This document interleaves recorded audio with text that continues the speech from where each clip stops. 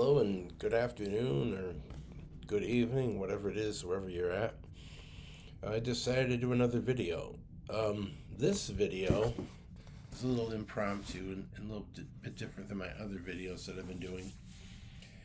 I'm going to call this one the Toys of ICE. With all this stuff going around, arresting illegals and taking them off the streets, one wonders, what does ICE have as far as equipment that they need? National Guard to back them up, support them, blah, blah, blah. Well, basically, ICE officers look kind of like this. Similar equipment that you see on a regular soldier, military person. Usually an AR with added stuff on it. Um, Kind of could be self sufficient out in the street.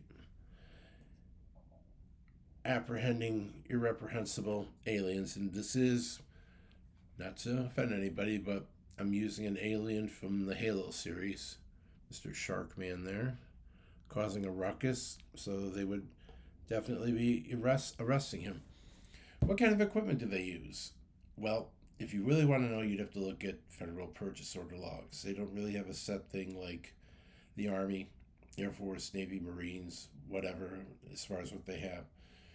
Do they have vehicles? Most of the vehicles that you see them use are rental fleet vehicles that they use to beat up when they're doing whatever.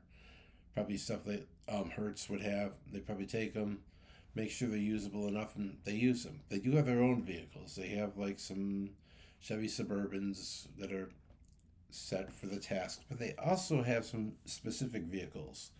They do have some Jeep type vehicles that I've seen doing some research, kind of similar to this. Um, what can it do? It could give them support, close support, when they're off battling if things get really bad. Would they be able to like defend themselves against a mob? No, this is more of like a reconnaissance kind of a vehicle. They could probably use it to cover if it had a machine gun up on the top like this, just to provide cover fire for them. Probably has some kind of a grenade launcher on it, which you can see on the side. Here, let me see if I can get it closer. Right over, oh, dang it, on top of the gun. On this side is a smoke canister with it. But something like this you'd probably see bapping around if it got really bad. Would it do much? It'll help them to move around.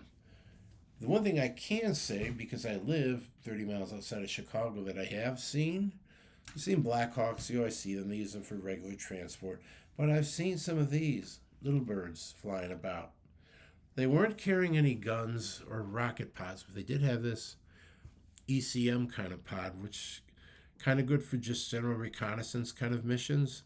And I would assume that they're using these as a reconnaissance vessel to coordinate activities on the ground and basically just to reassure everybody that they could support their mission on the ground below them. So, yes, they would have these. And like I said, I saw two of them last week, but they had no weapons on them. They just had this.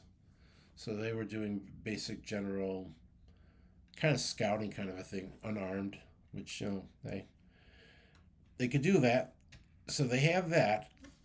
As far as like armored vehicles and stuff, they may have an armored car or two here or there. I mean, the police in Los Angeles have them, but it would be an armored car that did not have any external weaponry that could cause a lot of damage. I have an armored car in this scale, but it has a 90 millimeter gun, and I don't think you'd see them using that.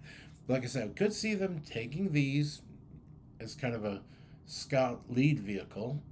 I mean, they would fit that role, with maybe one of these providing eyes in the sky while they're on the ground. And basically, what that would do is ensure that these guys here, when they're in their rental vehicles, can go and arrest troublemakers and whatever, like Mr. Sharkman here. And he does look like a shark. So when they're being arrested and taken away in the rental vehicles, that's what you see. So, you could see now why the argument is being made they need federal troops. because federal troops will ensure that they're protected. The kind of weapons that they have on them are not going to give them any level of protection.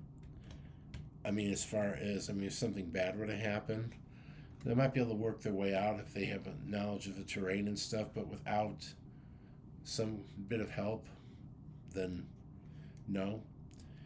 And if they call the National Guard and if it got really bad, I've seen these in this configuration flying around here, around Chicago, a couple of years ago during COVID. So yeah, these are available as air support.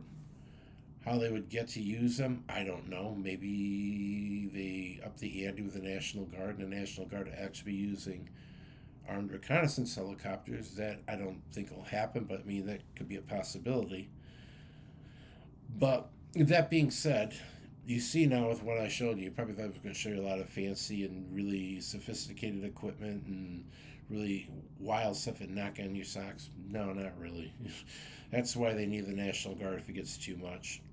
Or unless they deputize locals to come and help them, which I don't think is going to happen. So you see what you have and you have what you got. And that's why they want the National Guard to come in. Is it a right thing to do? In Chicago, yeah, because too many murders are committed, and it's all done for political reasons. I think it's kind of stupid to put people's lives on the line like that. And if the local policing and legal system can't sort it out, then the feds will come in. That's just the way the country is. We're a republic, and federal law supersedes state law. I mean, unless you want your state to be like Dodge City or Tombstone in the Old West, which we don't want because we're not in the 19th century. We're in the 21st century. So that's all I have to say about that.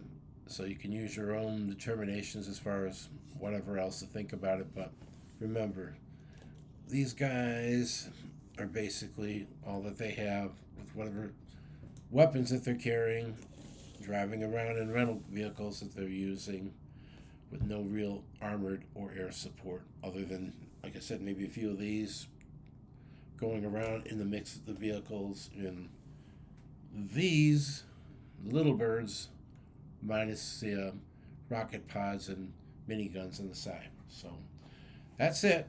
The next video that I have will be on the Kobe F-104 Starfighter. I built it yesterday, and it's a beautiful plane. And I'm going to do a little bit of a narrative and kind of explain this plane, its history, the pluses, the minuses, what it actually was, and the level of success that the Italian Air Force had. So much so, they were flying these up to not too long ago. But that's for the next video. I hope you enjoyed my toys of